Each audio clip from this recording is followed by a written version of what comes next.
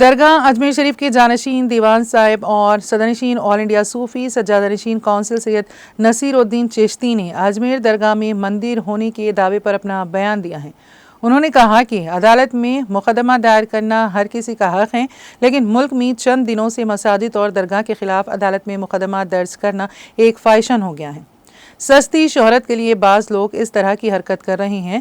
اس معاملے میں درگاہ کمیٹی اقلیتی امور کی وزارت اور archaeological survey of India ASI کو فریق بنایا گیا ہے۔